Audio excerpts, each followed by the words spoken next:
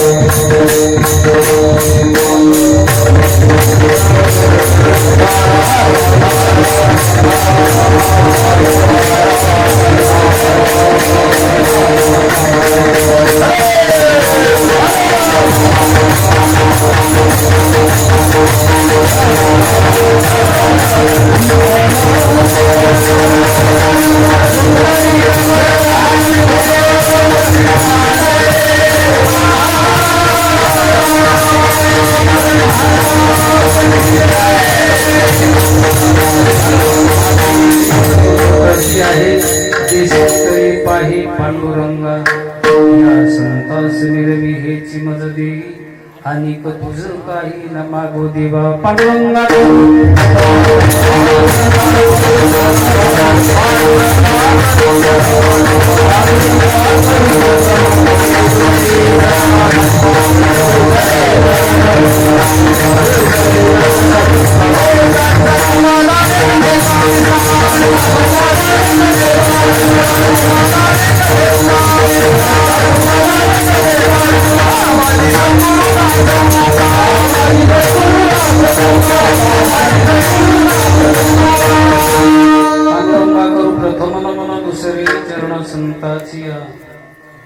त्यांची कृपादानी कथेचा विस्तारो, बाबाजी सद्गुरुदास तुका जयांचे केली स्मरण, होय सकळ विद्येचे अधिकरण, तेची बंधू श्री चरण, श्री गुरुची ते नमस्कार आता.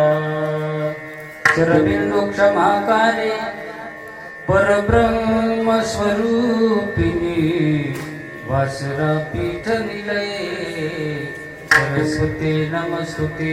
यैवो यैवो धावनिया, विलंब का वाया लावियला कृपाळी, विठाबाई विश्वंभरे भवछेदके, उठे गुंतली समाय विश्वव्यापकी. कर्पूर गौरं करुणावतारं, संसार सारं भुजि विहारं.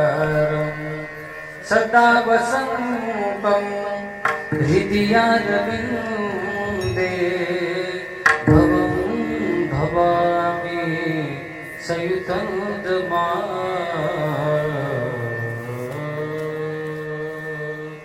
नमो 1 2 3 तुम्ही चौघं उठा आणि त्या मामाच्या पाठीमागे बसा. कुठं असं लवकर लग्न होतील तुमचे.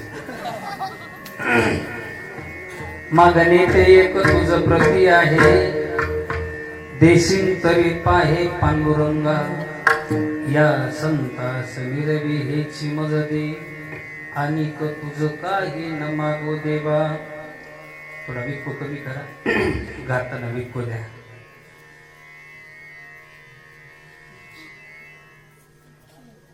प्रस्तुत प्राप्त प्रसंगी कीर्तन रूपी सेवेकरता घेतलेला अभंग विश्व वंदे महाराष्ट्र भूषण संत सम्राट देवचे सुप्रसिद्ध साधू जगद्गुरु श्री संत तुकाराम महाराज यांचा 4 चरणाचा अभंग असून या अभंगाद्वारे तुकाराम महाराज देवाच्या समोर मागणी मागतायत.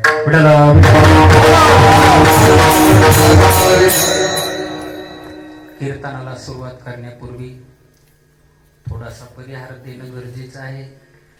सालाबाद प्रमाणे याही वर्षी आपल्या गावामध्ये अखंड हरिनाम सप्ताह, ग्रंथराज ज्ञानेश्वरी पारायण आणि रोज रात्रो कीर्तन. आज 7व्या दिवसाची कीर्तनाची सेवा समस्त गावकरी मंडळी, कवडगावकर, माझ्यावर नितांत प्रेम करणारे, पितृतुल्य असणारे आमचे अण्णांनी निमंत्रण दिलं आणि या निमंत्रणाद्वारे मायबाप हो तुमचं दर्शन होतं. मी माझं परम भाग्य समजवतो. भाग्याचा उदय ते हे जोडी संत पाय. खूप आनंद वाटला आणि मी सांगून जातो, कवड गावला कीर्तन करायचं म्हटलं की असं वाटतं की मी माझ्या माहेरात चाललो. बघा तुम्ही, बाईचं चालणं 2 प्रकारचं असतं. माहेराला जाताना तिच्या चालण्यामध्ये फरक वेगळाच असतो आणि सासरला जाण्यामध्ये फरक वेगळाच असतो. अण्णा म्हणतील मग माहेर म्हणतात उशीर का करता, पण तो होतच कधी कधी तसं. पण अण्णा या कवड गावामध्ये आल्याच्या नंतर जीवाला खूप समाधान वाटतं. तोंडापुरतं नाही तर नारदाच्या गादीवरून सांगू सज्जनांनो, अरे कितीही पैसे देणारे समाजामध्ये माणसं आहेत, पैसे देणारे कितीही समाजामध्ये माणसं आहेत, पण प्रेम देणारी माणसं कमी आहेत.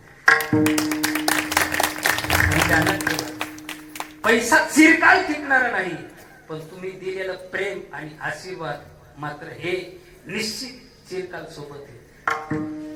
मी तर आमचं भाग्य समजवतो. अरे जावयाचा जेवढा आदर करत नाही तेवढा आमच्या महाराज मंडळीचा आदर करतायत. ही तर माझ्या ज्ञानोबरायांची कृपा आहे.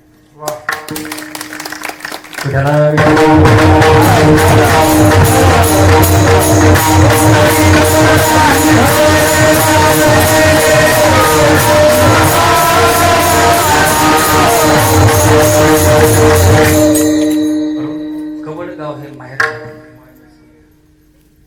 इथं आल्याच्या नंतर भाग गेला, सीन गेला, अवघा झाला से आनंद, असा आनंद आहे. म्हणून आज कीर्तनासाठी माझ्यावर नितांत प्रेम करणारे, इंद्रासारखे गाणार, माझ्यावर बंधू समान प्रेम करणारे आमचे भास्कर महाराज खूप प्रेम करतात माझ्यावर. तेही या ठिकाणी हजर आहेत. आमचे संतोष दादा आणि समस्त ग्रामस्थ मंडळी, आपले कवडगावकर परिसरातून आलेले सर्व भजनकरी मंडळी, माझ्यासोबत आलेले मृदंगाचार्य मंगेश महाराज राऊत, खूप आनंद वाटला. सोबदार आहेत आणि ज्यांची सिस्टीम आहे त्यांच्यासाठी एकदा टाळ्या वाजवा. मला सिस्टीम पेक्षा तुमचा चेहरा खूप आवडला.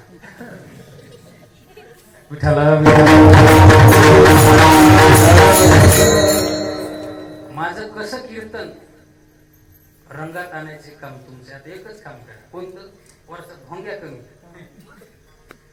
हे जेवणात भजे जास्त पाहिजे, चपात्या नको. ऐका ना, याचा आनंद घ्यायचा आपल्याला बस. आणि पुन्हा दुसरी सूचना, मी ज्या ज्या वेळेस गाईल ना त्या वेळेस थोडा विको द्यायचं. जसं पेताना चाकणं असतो ना तसं खाताना विको द्यायचा थोडा विकाला.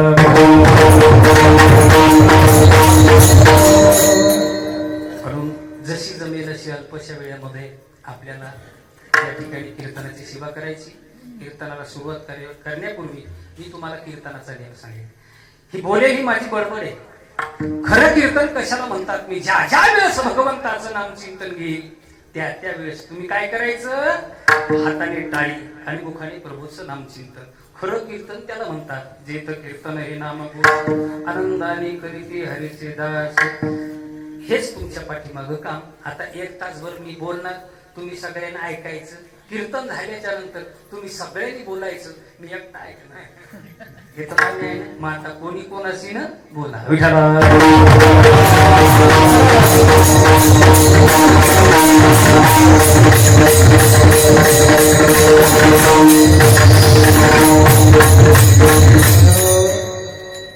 आज सप्ताहाचा 7वा दिवस आहे.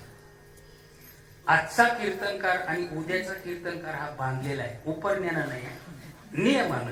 आमच्या वारकरी संप्रदायामध्ये काही नियम आहेत, काही दंडक आहेत. आजच्या कीर्तनकाराने मागणीपर विषयावरच बोलायचं. उद्याच्या कीर्तनकाराने बस भगवंतांनी जे गोकुळामध्ये लीला केल्या त्याचं उच्चारण, चरित्र ते उच्चारावे, केले देवे गोकुळी, हा नियम आहे. म्हणून आज सेवेकरता तुकोबरायांचा अभंग घेतलाय. तुकोबराय या अभंगाद्वारे देवाच्या समोर मागणी मागताय. तसे या अभंगामध्ये तुकोबराय 2दा मागणी मागताय. अभंगाच्या पहिल्या चरणात एकदा आणि शेवटच्या चरणामध्ये एकदा, 2दा तुकोबरायांची मागणी आहे. मग प्रश्न इथं आम्हाला असा खटतो की तुकोबराय जर देवाच्या समोर मागणी मागताय, हे तांगडे महाराज तुम्ही आम्हाला सांगताय, पण आम्ही असं ऐकलंय की संत महात्मे की देवाच्या समोर कधीच हात पसरत नाहीत. हात पसरी जीने बहुत बढ़िया. तुका मने करी ब्रह्मांड ठेवले,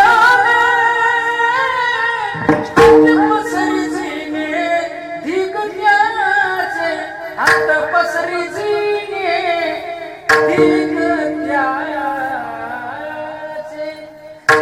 आम्ही असं ऐकलं आत्मे देवाच्या समोर हात पसरत नाही. मग हे कसं काय?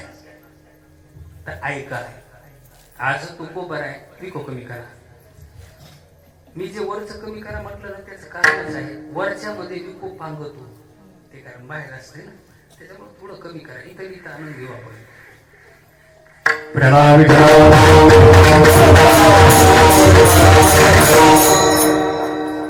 तुकोबराय देवाच्या समोर मागणी मागत नाही. मग जगाचा मायबाप तुकाराम महाराजाला म्हणतो मागा.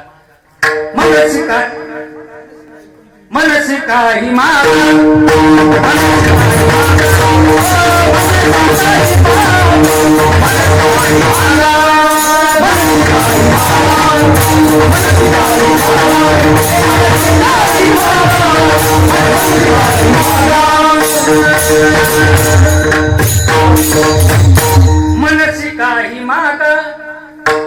जगाचा मायबाप तुकोबरायांना स्वतः म्हणतो काहीतरी मागा.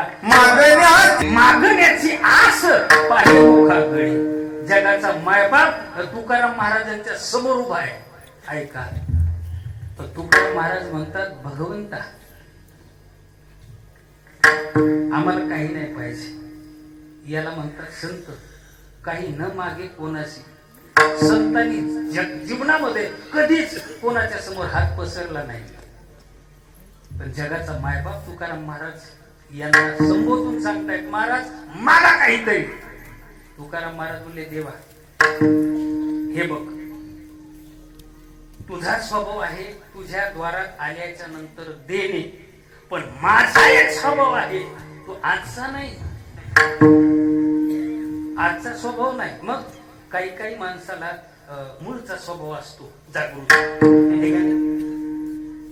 आमच्या तिकडल्या सांगतो काही काही माणसाचे स्वभाव सप्त्यात पती द्यायची नाही पण बुंदीला काढून खायची. मानसिक स्वभाव.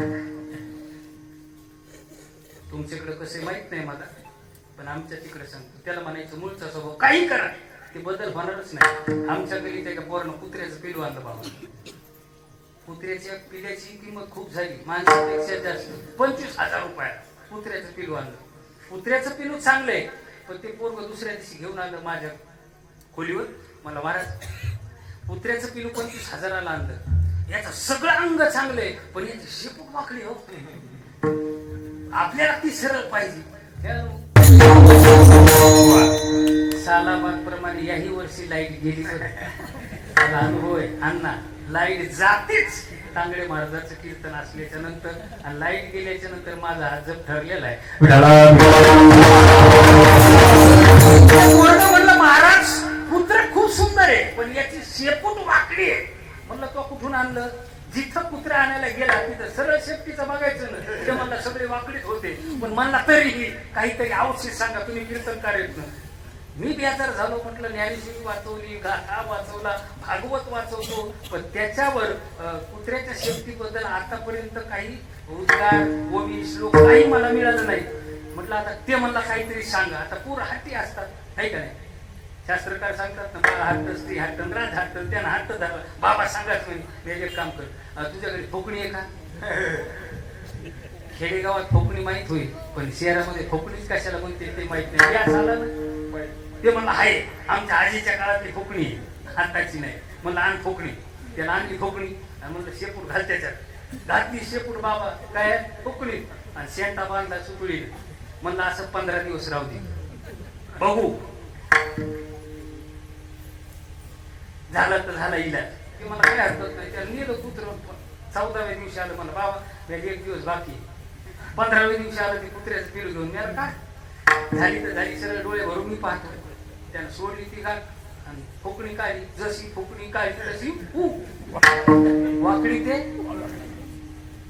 याला म्हणायचं मूळचा स्वभाव काही करा, तो स्वभाव कशालाच जाणार नाही. 1 नंबर बाबा. आता विकू वाढू नका, असाच राहू द्या. आधी होती दासी पटराणी केले तशी, हिचे हिंद निराहिला मूळ स्वभाव जाईना.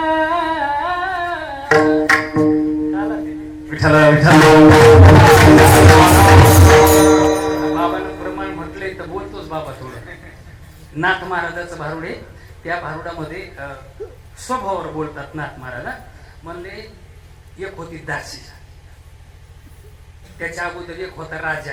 कीर्तनात राजा राणी दासी सगळं चलतं कीर्तन मोडेपर्यंत, पुन्हा नसतं काही. एक राजा होते आणि राजाची राणीच मेली. मृत्यू लोकांमध्ये कोण केव्हा मरे गॅरंटी नाही. राणी मेली, दुःख झालं.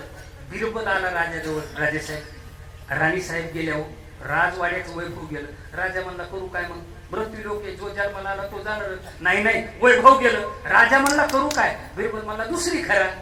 राजा म्हणला या वयात. राजा म्हणजे कोणत्या वयात? कोणीही देतो. जा मग आण.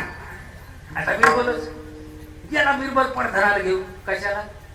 बोला बोला बोला. राजाला राणी पाहण्याकरता फिरायला लागले कवर गावात. इकडं तिकडं इकडं तिकडं. याचा आत्यो 75 वर्षाचा.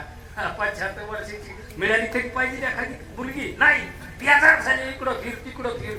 6:30 वाजता त्यांना एक स्त्री दिसली. कोणाला? बिरबलाला, प्रधानाला. इकडे कोणाची तू? ती म्हणजे मी क्षत्रियाची. काय तुझं नाव? ती म्हणजे माझं तसं काही पप्पा नाव ठेवलं नाही, पण मला सगळं कवर गाव दासी म्हणतोय. दासी? तू करते काय? तुझे आई वडील? ती म्हणजे मला आई नाही, मम्मी नाही. आई मम्मी एकच. मला आई नाही, वडील नाही, भाऊ नाही, कोणी नाही. मी एकटीच आहे. कोणाच्या घरी राहते, तिथं सणा समार्जन करते, धुणे भांडे करते, तिथंच खाते, तिथंच आराम करते. म्हणून सगळं कवडगाव मला आवडीने म्हणते दासी. असं लग्न नाही झालं? नाही. करते का लग्न? ती म्हणजे कोणासोबत? ती म्हणजे तांगडे महाराज. म्हणजे कसं काही महाराज करशील लग्न? ती म्हणजे कोणासोबत? राजासोबत. खरं का करणार नाही? राजाची राणी होणार आहे मी. एका पाया होता. आता राजाची राणी बनल्या. आता ट्रॅक्टर ड्रायव्हर म्हणलं तरी पुरी खुश वाट्या मस्त देवीचे गाणं ऐकत आणली कोण दासी राजवाडे राजेसाहेब ही तयार आहे तुमच्या सोबत लग्न करण्याचा धवल करची या क्या पायावर राजा म्हणला जाऊ दे वसमतला कशा तुमच्याकडे जाऊ देतात का लग्नाच्या अगोदर मुलं वसमतला तुम्ही हसले म्हणजे तुम्हाला माहिती आमच्या भाषेत आमच्या भागात त्याला मढवायला म्हणते ब्युटी पार्लरला आता राजाची राणी होणार आहे महाराज गेलं वसमतला अंडीनं बोलून दुसऱ्या दिवशी ब्राह्मण वगैरे विवाह सोहळा थाटा झाला आता कोण झाली आता दासीची कोण झाली राणी पण मूळचा स्वभाव दुसऱ्या दिवशी फिरायची कोणाच्या घरी अण्णाच्याच घरी गेली होय वा अण्णा काय केली भाजी अण्णा म्हणले बाई आता तू राजाची राणी तुला भाजी मागणं सोबत नाही पण मूळचा स्वभाव जाईना आधी होती दासी पण राणी केले तिची तिचे हिंडणे कितीतरी मूळच्या स्वभावावर बोलून भजन करा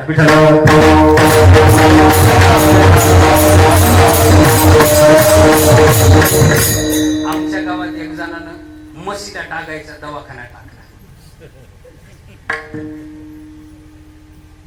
एक कंपाऊंडर राहता खाली रोज म्हैस यायची तो डॉक्टर टाकायचा 500 रुपये घ्यायचा कंपाऊंडर म्हणला डॉक्टर साहेब पगारी वाढ करा डॉक्टर म्हणला 500 रुपये महिना पडेल याच्यापेक्षा जास्त नाही हाय तेवढ्यात भागून घ्यावं लागेल ते म्हणला 500 तर पुरा आहे ना ते मला जाऊ दे डॉक्टर साहेब मला उद्या हिशोब करा त्याला ठरवलं 20 दवाखाना टाकतो म्हणून काय करत आहे तांबी घेतं गरम करतं म्हशीला 1-2दा टाकतं टॅबलेट नाही इंजेक्शन नाही काय घेतं मला जमतं म्हणे उद्या आपल्याला दवाखाना टाकायचा गेलं दुसऱ्या दिवशी वसमतला असा बोर्ड आणला बोलून आमच्या इथे म्हशीला टाकल्या जाईल आणि टाकलं ना गावातच ते दवाखाना त्याला भाता कोळशी तांबी सगळं दवाखान्याचं साहित्य आणलं पाटी वगैरे लावली आणि भाऊनीच्या पाठी एक शेतकरी आला मग डॉक्टर साहेब आपल्या म्हशीला टाकायचे ते मला काय हरकत नाही बांधा बांधली म्हैस अशी यानं ते भाता लावला कोळशे टाकले तांबी टाकली सुरू केला भाता तांबी अशी लाल निगळ झाली आणि त्यानं तांबी हातामध्ये घेतली आणि त्या शेतकऱ्याला सांगितलं बांधली का म्हशीचे पाय मला हो सारखा मला बाजूला अशी लाल निगळ झालेली तांबी हातात घेतली बाबा जशी तांबी हातात घेतली पण त्याचा मूळचा स्वभाव जागृत झाला जाती होतो वारी पूर्वीच्या काळामध्ये वस्तरी असायची ती 2दा निशाने फिरवायचे 3दा पेंगरी त्याचा मूळचा स्वभाव जागृत झाला घेतली त्याला लाल जाते फिरली पिंगरी आख झालं ना मूळ स्वभाव जाईना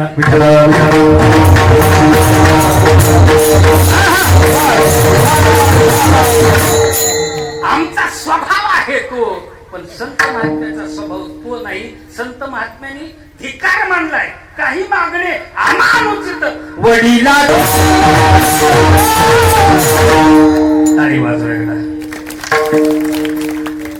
काही मागणे हे अनुचित वडिलाची रीत जाणत सो तुकाराम महाराज देवाच्या समोर उभा राहून सांगू लागले हे देवा तुला माहित नसेल तर माहिती करून देतो माझा बाप माझ्या बापाचा बाप ही परंपरा आहे आमची हात पसरी जिने काही मागणे हे अनुचित आमची परंपरा आहे ती परंपरा मी आतापर्यंत जोपासतोय ती मागण्यासाठी नाही त्याच्याही पुढं तुम्हाला सांगू का ज्याची खरी सेवा आणि त्याच्या भय काही देवाला भांडणारे कोण असतील तर ते फक्त संत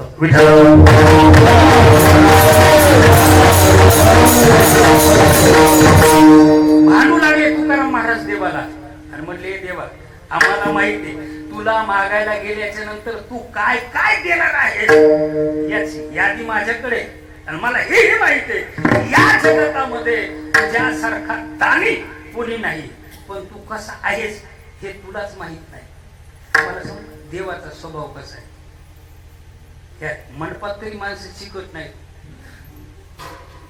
आपल्यापेक्षा कितीतरी पटीनं देव शिकत कोणाला काही देत नाही काहीच देत नाही आपल्या तरी काही माणसं देते माझे गुरुजी एक दृष्टांत सांगायचे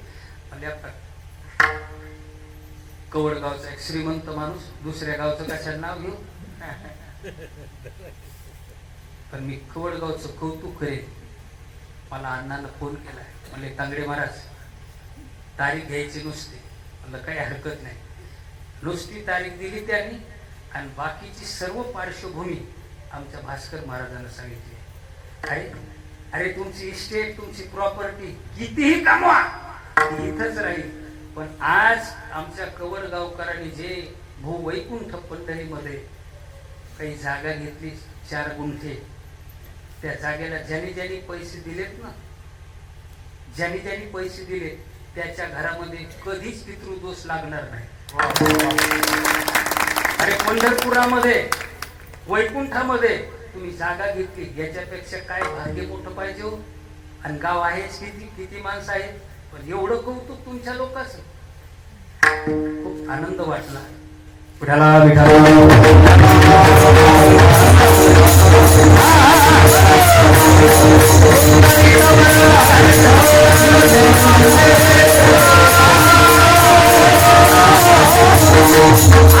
श्रीमंत माणूस पंढरपूरला गेला, चिकाट दिंडीत जाणार नाही, मोकार फिरणार, बाईला लागणार, त्याला आमच्या भाषेत ढोकी सेंटर म्हणतात. असा माणूस पंढरपूरला गेला आणि पांडुरंगाने ठरवलं याची परीक्षा घ्यायची, कुठंतरी रुपये खर्च म्हणून. हे गेलं चंद्रभागे स्नानाला, श्रीमंत माणूस. तेवढ्यात पांडुरंगाने वासुदेवाचं रूप घेतलं आणि त्याच्याजवळ गेले. पाटील देवाला दान पावलं जी, 1 रुपया द्या वासुदेवाला. ते मला घडत नाही. द्या 1 रुपया. नाही घडत. ते मला एक काम, परभणी जिल्ह्यामध्ये वसमत तालुक्यामध्ये माझं कवड गाव आहे, गावाकडे तुला रुपये देतो. आता ते वासुदेव बी याचं बारसं जेवले. ते मला पाटील याद राखा बरं का, एसटी फ्री मध्ये आता अशी परिस्थिती आहे दादा, एसटी फ्री आहे ना, त्या फ्रीवाले कुठं फिरायले. मागच्या हप्त्यामध्ये माझ्या गावचे 7-8 लोक चहा प्यायला आले, एसटी फ्री म्हणून चहा प्यायला आले. चहा घे केला, 10 मिनिटात शिरूच बंद झाली, एसट्या बंद झाल्या. तेवढ्या त्या गाडीवाल्याकडे गेले, म्हणजे बाबा आम्हाला धामणगावला नेऊन घाल. ते मला एक जणाचे 70 घे, एवढ्यात परवडला चहा. ते मला पाटील याद राखा, एसटी फ्री आहे, मी कवडगावले. पाटलाला वाटलं हे कुठं रुपयासाठी. पाटील त्रयोदशीला घरी, पाटलाच्या मागच हे. लगेच आवाज दिला, पाटील बाई, पाटील आहेत का घरी? पाटील म्हणला, पाटील कोणी का? पाटील म्हणते वासुदेव दिसेल. असं म्हण, आहे का पाटील घरी? जसा हा वासुदेव घरात गेला तसाच यानं मेल्याचं सोंग केलं कोणी पाटलानं. आता कोणी एखादा व्यक्ती घरातला गेला तर घरातली माणसं शांत बसतील का? गाणी म्हणतील. पाटली लागली रडायला जोरजोऱ्यानं, चांगले होते ना, तसं झालं. मग याला वाटलं अरे मी पंढरपुरावरून आलो आणि माझ्या देखत पाटील गेले, जाऊ दे आता यांचा अंतविधी करून जातो पंढरपूर, मी तरी कशाला जाऊ. ते दिली बरं पाय. वासुदेव पाहुणे रावणे आले सगळे, तरी हो काय हाताने जाग्यावर रडापडी चालू आहे. आंघोळ घातली, चौका जाण्याचा टाक्यो बांधला, गाडगं धरलं आणि स्मशानभूमीमध्ये आणला. बाबा सरनाव ठेवला, इतकाला शरण रचलं. ते पाणी पाजायला लागले तरी काही हलाय ना. वासुदेव म्हणला दैनी बरे, अरे माय रुपयासाठी तू काय जीव सोडून देतो काय? मग वासुदेव लागला फेरी हाणायला. जो वासुदेव गेला त्या पाटलाच्या कानाजवळ, म्हणला पाटील रुपया सुटला. ते म्हणला हे पाटील उठला. किती माणसाची कठे जीवनामध्ये चिकट आहे, तसा भगवंत चिकट आहे, अति चिकट आहे. तुकाराम महाराज म्हणे तुझी यादी देऊ का? तू किती चिकट आहेस आम्हाला माहिती आहे. तुझा स्वभाव आहे, अगोदर घेतोस आणि नंतर देतो. घेशी तेव्हा देशी. अरे तुला याच्यावर जर विश्वास नसेल तर मी तुला पुराण सांगतो. म्हणजे ऐक, ज्याचं ज्याचं खाल्लास त्यालाच तू दिलंस. अरे सुदामदेव, धर्मपत्नीने सांगितल्यामुळं सुदामदेव तुला भेटायला आले. पांडुरंगा, काही परिस्थिती नसताना सुदामदेवाच्या धर्मपत्नीने उपरण्यामध्ये पोहे बांधले. अरे त्या पोह्यात कोणत्याच पद्धतीची चव नसताना भगवंता तू ते पोहे सुदामदेवाचे खाल्लेस आणि त्याच्या बदल्यामध्ये काय केलं सुदामदेवाला आम्हाला माहिती नाही, यादी देतो. बरोबर मी अपने सुदामा बिठाए चरण आसमों से श्याम ने भुलाए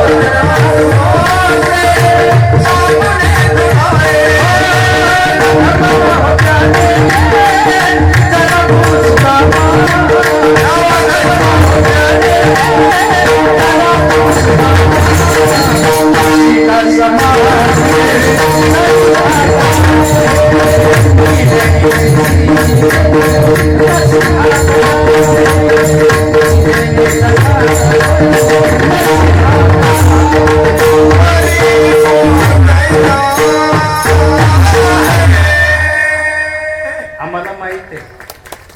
अरे सुदाम देवानी मुठभर पोहे दिले, त्याच्या बदल्यात तू त्याला काय दिलं? सुवर्णाचा गाव दिलास.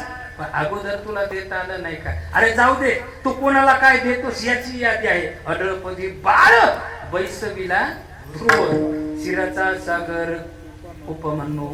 आणि आम्हाला माहिती आहे तुझ्याकडे फक्त मागायची अवधी आहे.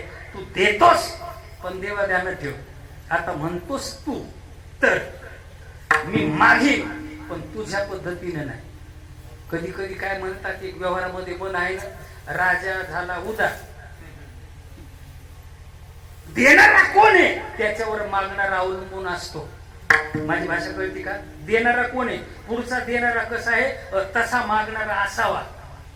नाही तर कधी कधी असं होतं, एक भक्त गेला मुंबईला, ते म्हणला इकडे काही काम धंदा लागायला आपण मुंबईला जाऊ. त्याला टाकली होती पानाची टपरी, ते गेलं मुंबईला, फिरायला लागले मुंबईमध्ये, त्याला पान टपरी टाकायला जागा मिळेला बाबा. त्याची बायको म्हणली आपण कोणाची भक्ती करतो? ते म्हणला देवीची. ते म्हणला मग करा, देवीला बोलवा.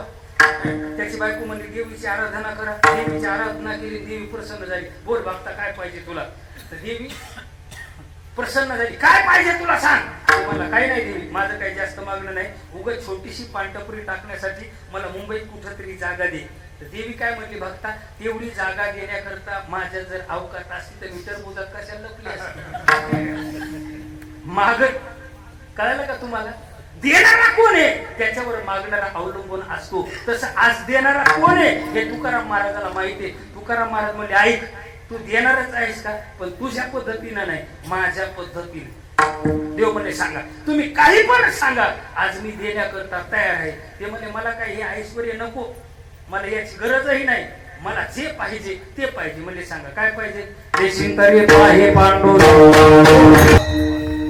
मागणे ते एक तुझ प्रती आहे. देशिंतरी पाहे पांडुरंग. काय मागितलं तुकाराम महाराजांना? ए देवा, मला दुसरं काही मागायचं नाही, मला देत असतील तर मला संत संग दे म्हणतात. देशिंतरी पाहे. काय मागितलं तुकाराम महाराजांना? संताचा संग मागितला. ऐका, का संताचा संग मागितला त्याचं कारण सांगतो. या मंडपात जेवढे आले प्रत्येकाला अपेक्षा आहे देव भेटीची. मी असो, इनेकरी असो, चोपदार असो, हे सगळे जे टाळ वाजवतात याचं अंतिम ध्येय जर काय असेल तर फक्त परमात्म्याची प्राप्ती. कोणालाही विचारा, कधी भेटेल रघुपती म्हणा, कधी भेटेल रघुपती,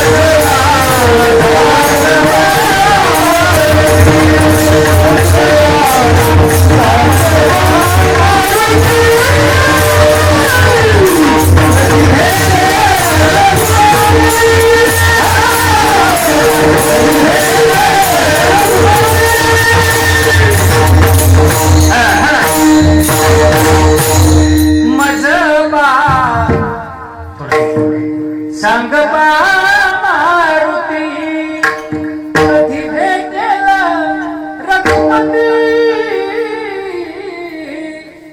ह्याला म्हणायचं देव प्राप्तीसाठी भटकणे, फिरणे किंवा मागणे. याच्याही पुढे प्रसंग सांगेल. ज्ञानोबरायाची विरहणी आहे, विरहणी. त्या विरहणीमध्ये ज्ञानोबराय देव भेटीची अपेक्षा एका कावळ्यासोबत करतात. ज्ञानोबरायाच्या दरवाजा समोर एक कावळा आला. दरवाजा झाड असेल आणि झाडाच्या फांदीवर कावळा बसला. आणि ज्ञानोबराय त्या कावळ्याला म्हणू लागले, इकडे तुला जे पाहिजे ते माझ्याकडून मिळेल. तुला कशाची अपेक्षा आहे? कावळ्याला जास्त काय आवडतं?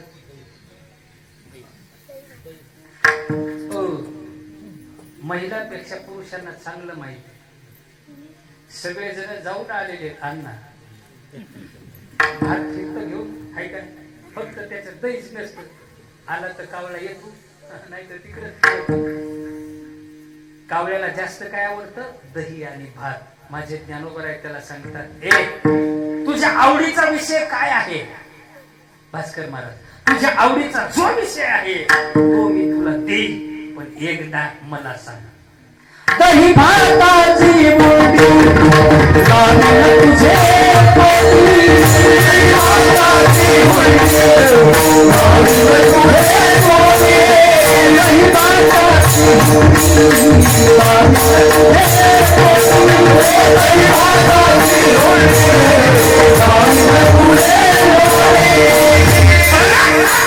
मला पंढरीचे पंढरीनाथ भेटतील का? एवढंच. त्याला एवढी ज्ञानोबरायांनी लालूच दाखवली, एवढी लालूच दाखवली. केवढी? ते म्हणले, कावळ्या ऐक, तुला काय आवडतं जास्त? आम्ही एखाद्या कीर्तनकारला अण्णाने मला जर विचारला, अण्णा महाराज तुम्हाला काय आवडतं? मी अण्णाला म्हणजे हातात 2च अंगठ्या, एखादी तिसरी होऊ द्या माझी अपेक्षा. मग मी कशाला खुश जास्त? सोन्यानं. बरोबर. तर ज्ञानोबराय म्हणले, एक काम कर, तुझ्या त्यातली त्यात तुला जास्त काय आवडतं? सोनं. बरोबर. मी तुला सोनही देतो, पण निश्चित सांग मला पंढरीनाथ कधी भेटते? अपेक्षा कशाची आहे? देवाची. प्रत्येकाला देव पाहिजे. मी कीर्तन करतो देव प्राप्ती करता, पण आम्हाला जरी देव भेटला, भास्कर महाराज ऐका, एखादी गोष्ट पाहिजे पण त्याला पारख लागते. वर्म जाणी जे तो पारखी. समजा माझी अंगठी सोन्याची आहे का डुप्लिकेट आहे, तुम्हाला कळणार का? बोला. मी एखाद्याला म्हणलं, हे आमचा भक्त जरी तुला राहू दे अंगठी, देणार नाही. पण समजा दिली तरीही काही लोक म्हणते, तांगडे मला खूप उदार आहे म्हणतात तुम्ही, पण मला माहिती आहे बेट टॅक्सी म्हणून मी म्हणलं घे. मग त्याची पारख त्याला कळणार का? नाही. मग त्याची पारख कोणाला कळेल? ज्या वेळेस हा सोनाराकडून जाईल त्यावेळेस सोनार काय करणार? ती अंगठी घेणार, त्याच्यावर काय टाकणार? कोण म्हणलं आता तेजाब टाकणार, त्याच्या परीक्षा घेणार. मग तो समजणार ओरिजिनल आहे का पितळ आहे. ओरिजिनल असेल तर त्याच्या भारंभार तुम्हाला पैसे मिळतील, आणि पितळ जर असेल तर मिळणार. म्हणजे पार्टी लागेल. आपल्याला कळायला पाहिजे हे सोनच आहे बा. तसं आम्हाला पाहिजे देव, पण हे देवाचा स्वभाव आहे. देवाच्या वेशात कधीच येत नाही. नामदेव महाराजाला भगवंत भेटले, कुत्र्याच्या रूपात. आता गावात मरणाचे कुत्रे फिरतात, आपल्याला माहिती आहे की देव आहे म्हणून लोक दिसलं की हालते धरून पाहतात. देव कशाच्याही रूपामध्ये आपल्याला भेट देऊ शकतो. मग आम्हाला देव कळायला पाहिजे. समजा मीच उद्या तुमच्या गावात आलो म्हणलं तुम्हाला मी साक्षात पंढरीचा पांडुरंग, ते हरत काढून घेते पण चांगलं मारते खोलीत घेऊन. याच्या उलट समजा अण्णा किंवा भास्कर महाराज म्हणले तांगडे महाराज मला पंढरीनाथाच्या रूपामध्ये दिसले तर अख्खं गाव पाठीमागं लागेल माहिती. मग हे म्हणणारे कोण आहे? तर ते म्हणणारे संत आहे. कुळीची हे कुलदेवी केली संताने ऐका. या करता आम्हाला पाहिजे संत. कशा करता? देवाची महती सांगणारे संत, देवाचा परिचय करून देणारे संत, देवाचं गाव सांगणारे संत. आम्हाला पाहिजे देव. देव असा मिळणार नाही. मग पाहिजे आम्हाला संत. देव सहजासहजी भेटत नाही ना, त्याच्या कितीतरी पटीनं संत सहजासहजी भेटत नाही. दोन्ही साठी काही होऊ द्या. हे पैशाने मिळत नाही बाबा. याला लागतं तप, याला लागते साधना, याला लागते आशीर्वाद. आणि तुमच्या सारख्यांचे आशीर्वाद लागल्याच्या नंतर काय हो, हे लय पेटी वाजणाऱ्याला एवढ्या उंच गाता येत नाही बरं का. हा ते लिंबू जरी पेलं म्हणतात आवाज चालत नाही. याला एवढा उंच आवाज जाण्याकरता अन्नाची इटलची हरभऱ्याची भाजीच लागते व त्याच्याशिवाय मजा येत नाही. होय गुरुजी. बहु अवघड आहे संत भेटी. संत सहज असेल सगळं भेटत तुम्हाला, संत भेटणार नाही. चंद्र अमृत मिळे पण संत भेटणार नाही. चंद्र अमृत सुखसे भावील, आता जाता रवी धरवेल, बाह्या हेरा मात्र तरवील, परी त्या साधूची भेट न होईल का. साधू भेटणं शक्य नाही, भेटू शकत नाही. पण समजा भाग्याचा उदय आणि ते हे जोडी संत पाय. एकदा जर संत भेटले की तुमचं काम झालं. समजा का. आणि सहजासहजी संत भेटत नाही. संत अगोदर परीक्षा घेत असतात. अण्णा मी माझ्या भागवतामध्ये सांगत असतो, संत महात्म्याच्या परीक्षेत जो पास होईल त्याचं काम झालं. तिथे पेपर असतात. हे तर 10वी 11वीचे द्यावं सोडून तो पेपर ज्यानं दिला का त्याचं काम झालं. ध्रुव बाळ 5 वर्षाचं होतं. किती वर्षाचं? सावत्र आईनं सांगितलं तुला जर बापाच्या मांडीवर बसायचं असेल तर तुम्हाला वनात जाऊन देवाची प्राप्ती करून घ्यावी लागेल. आणि देवाची प्राप्ती करून घेतल्याच्या नंतर देवाला सांग की पुढचा जन्म माझ्या पोटी दे. कोणाच्या पोटी? बोला बोला. ध्रुव बाळाच्या माईचं नाव होतं सुनीती आणि दुसरीचं नाव काय होतं? सुरुची. सुरुची मातीच्या पोटी जन्म दे. बाळा ज्यावेळेस माझ्या पोटाला येशील ना त्यावेळेस मी तुला तुझ्या बापाच्या मांडीवर बसेल. 5 वर्षाचं बाळ पक्क फिट ध्यानात धरलं आणि निघालं वनामध्ये. कशाला? देवाची प्राप्ती करून. वाटामध्ये संत भेटले. हे इकडे कोणाचा बाळा तू? उत्तानपाद महाराजाचं आहे. असं काय तुझं नाव? माझं नाव ध्रुव आहे. कुठं चाललं? वनात चालू देव प्राप्ती करण्याकरता. असं बर ठीक आहे. देव प्राप्ती करून काय करणार आहेस तू? काय नाही. देव प्रसन्न झाले की मी माझ्या बापाच्या मांडीवर बसेल. तू उत्तानपादाचा का? हो. उत्तानपाद महाराज मी मित्र आहे 2 जण. चल मी त्यांना सांगतो उत्तानपादाला मांडीवर बसू द्या. ते बाळ लवंगी मिरची होतं. ते मला बाबा अगोदर तुमचा परिचय द्या. भगवान नारद म्हणले हो झालं. म्हणले माझा परिचय? म्हणले हो. म्हणले मला म्हणतात भगवान नारद. असं का? मी माझ्या आईसोबत प्रवचनाला ज्या वेळेस जायचो ना त्या वेळेस प्रवचन सांगणारे महाराज सांगायचे भगवान नारद हे संत आहे. आणि संत जर भेटले ना तर संत देवाची प्राप्ती करून देतात. तुम्ही भगवान नारद असू शकणार नाही. म्हणले का? अरे मी चालू देवाच्या प्राप्तीला आणि तुम्ही मला घराकडे करून नेता. असे संत असतात का? भगवान नारद आऊट झाले. 2 पावलं मागं सरकले. म्हणजे बाळा तू माझ्या परीक्षेत पास झाला, निश्चित तुला देव भेटते. मी तुला एक कान मंत्र देतो. ओम नमो भगवते वासुदेवाय. बाळा या मंत्राचं उच्चारण कर, निश्चित तुला देव भेटतील. संताची कृपा झाली, जगाच्या मायबापाला भेट द्यावं लागली, याकरता देव प्राप्त.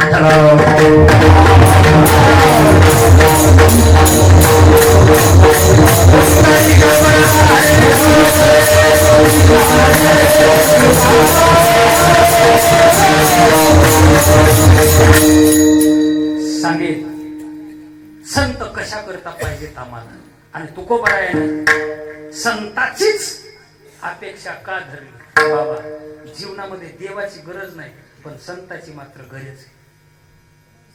शेवटचा प्रसंग सांगतो, सेवेला पूर्ण विराम देतो. सच्चिदानंद बाबा, तुम्हाला माहिती आहे, तुम्ही पाहिलेले नाहीत पण ऐकलेले आहेत. माझ्या ज्ञानोबारायांची ज्यांनी ज्ञानेश्वरी लिखाणाचं काम केलं त्यांचं नाव आहे सच्चित आनंद. सच्चिदानंद बाबा वारले. तुमच्याकडे काय म्हणतात, माणूस गेले, वारले. आणि वारल्याच्या नंतर बसवलं, पाहुणे रावणे आले आणि अंतयात्रा निघाली. पण पूर्वीच्या काळामध्ये अशी पद्धत होती, 700 वर्षापूर्वी मालक गेले की पत्नीने पतीच्या शरणावर सती जायचं, ही पूर्वीची पद्धत आहे.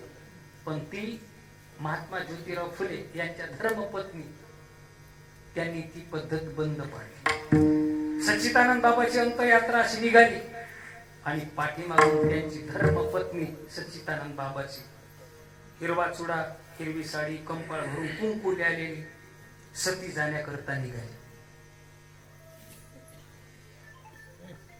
निघाली सती जाण्याकरता. या चौकातून त्या चौकामध्ये अंतयात्रा चालली आणि समोरून माझे ज्ञानोबाराय, सोपान काका, निवृत्तीनाथ महाराज आणि मुक्ताबाई हे 4 जण भाऊंड येऊ लागले. यांचं सहज लक्ष गेलं कोणाचं, सच्चिदानंद बाबांच्या धर्मपत्नीचं ज्ञानोबारायांकडे. चढदिशी तिच्या ध्यानात आलं, हे संत आहे, आता काही क्षणामध्ये मी पतीच्या चित्तेवर सती जाणार आहे, पण काहीतरी माझं पुण्य असलं पाहिजे की मला आज संत भेटतात.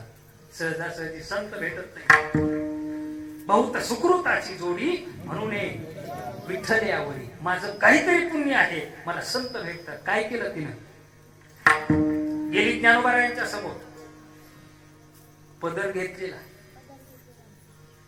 नमस्कार केला, श्री संताची माता चरणावरी साष्टांग हे करी दंडवत. आणि त्यांची अवस्था पाहिजे ती, आणि ज्ञानोबाराय तिला प्रश्न करतायत, आई साहेब हे काय अवस्था आहे तुमची. हातामध्ये हिरवा चुडा, हिरवी नाटी निसलेली, कंपाळ भरून कुंकू, आणि तुमच्या डोळ्यातून पाणी येतंय, काय प्रसंग आहे मला सांगा. काय बोलणार आहे, जिचा मालक गेलाय तिची पत्नी काय बोले, रडायला लागली. सांगते, हे समोर चाललेलं प्रेम माझ्या मालकाचं आहे, आणि काही क्षणामध्ये मी आता माझ्या मालकाच्या चित्तेवर सती जाणार आहे. होता कृपा तुमची, संताची कृपा झाल्याच्या नंतर पुन्हा काही शिल्लक राहत नाही. ज्ञानोबारायांनी त्या खांदेकराला विनंती केली, दादा हे तुमचे मालक आहे, हो. असं खांदेकराला विनंती केली, दादा 1-2 मिनिटं खाली ठेवा. आता अंतयात्रेला भरपूर पाहुणे असतात, काही जण ऐकतात आणि काही जण ऐकत नाही. ठेवा ना खाली 2 मिनिट. बाकीचे म्हणा कुठं पोरा सोराचं ऐकायला गेले, रात्रीपासून आम्ही ताट काढू, 12 वाजले, आता 1 वाजून तिथं. चला, ज्ञानोबारायांनी विनंती हट्ट धरला, 2 मिनिटं खाली ठेवा. त्याच्यामध्ये हुशार म्हातार होते, म्हणलं म्हणायला लागले, पोरं सोरं ठेवा तर ठेवा, झालं तर झाला काही परिणाम. मग काय, त्या म्हाताऱ्याचं ऐकलं सगळे जण, मग ठेवलं ते खाली ठेवलं. ज्ञानोबाराय तिथं गेले आणि चेहरा पाहिला आणि विचारलं, हे कोण.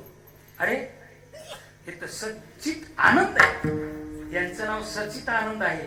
हे सच्चिदानंद माझ्या भगवान परमात्म्याचं स्वरूप आहे, हे कधीच मरत नाही.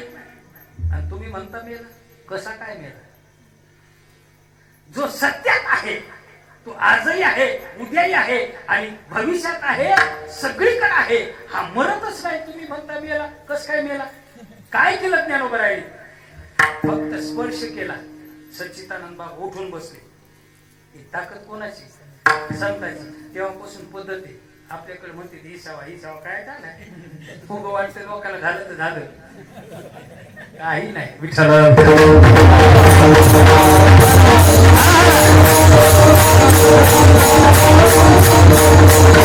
परिणाम कशामुळे झाला फक्त एकच मज ठेवी पायी संताची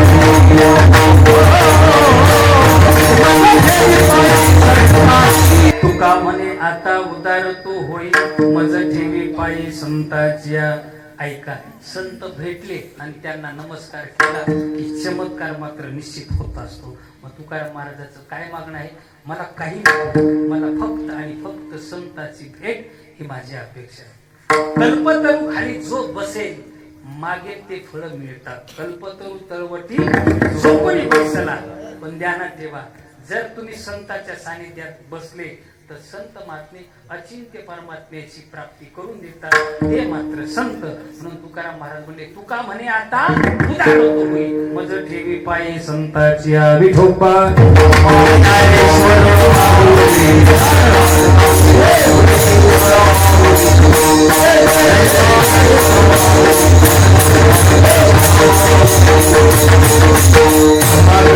तुझपती आहे देशिंतले पाहे पांडुरंगा या संतास निर्विहेची मज दे आणि तुझ काही न मागो देवा यथामती यथावकाश धावत्या वेळेमध्ये अभंगाच्या चरणाचा भावार्थ तुमच्या समोर मांडण्याचा प्रयत्न केला.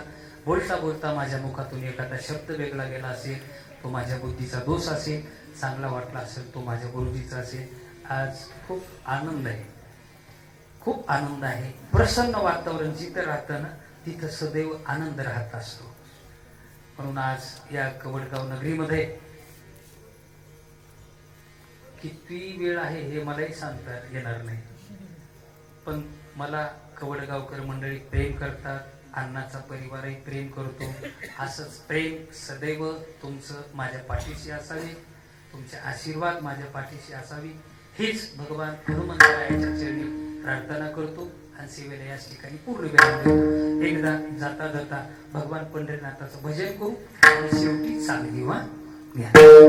विठ्ठल माझा माझा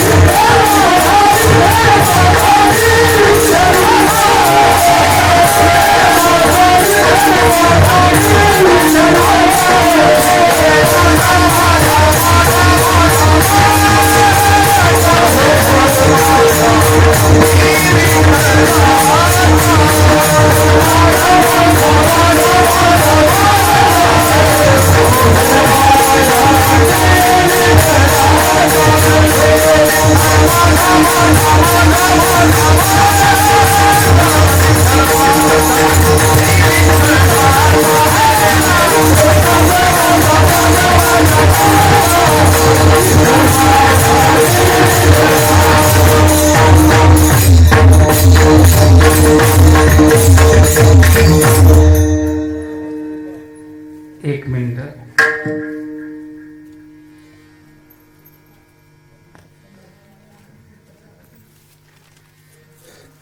बोलण्याच्या ओघामध्ये जरा थोडा विसर पडला. आमचेच ते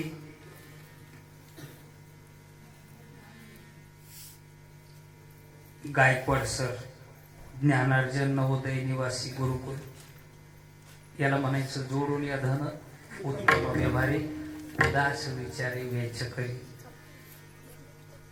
सरांचा आणि गावचा काही संबंध नाही, तरीही सप्ता कवड गावचा, पण कुठंतरी खारूचा वाटा. असे लोक कमी असतात. काही माणसं असे आहेत जेवढं कमवलंय त्याच्यातलं बरचस देवाला देतात. आणि मी कथेमध्ये सांगत असतो, आपण जेवढं कमवलं, भागवत ग्रंथ सांगतो, आपण जेवढं कमवलं त्याच्यातला दावायचा देवाचा आहे, हितवायचा दावायचा. आणि काय देतो आपण? 100 रुपये जर दिले तर देव किती मागायलाय? 90. 1000 दिले तर किती मागायलाय? 100. 10,000 दिले तर किती मागायलाय?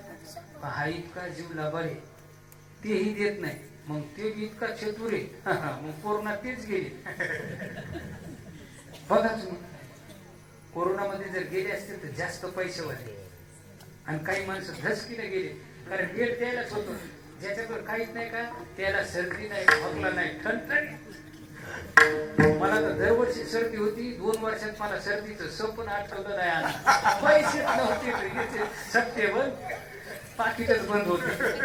ऐका, भगवान परमात्म्याची सेवा जर करायची असेल तर निश्चित तुम्हाला या गोष्टी सांभाळाव्या लागतील. आपण जेवढं कमवतो त्यातला दावा. म्हणून एकदा आमच्या सरासाठी आहेतच, सरासाठी एकदा टाळ्या होऊन जाऊ द्या. आणि ध्यानात ठेवा, तुम्हाला असे हॉस्टेल तुम्हाला कितीतरी मिळते, पण जे धर्माचं कार्य करून या मुलावर संस्कार घालतात असे हॉस्टेलवाले मालक कमी आहेत. ज्या अर्थी तुमच्या सप्ताहासाठी काही जर खारुताईची सेवा करत असतील, पण तुम्ही तिथं तुमचे विद्यार्थी घातलेले त्यांच्यावर किती प्रेम करीत असतील. म्हणून सेवालाही सरांनाही द्यावे तेवढे धन्यवाद कमीच आहेत. मीही एकदा सरांचं स्वागत करतो. बोला तुम्हीच म्हणा.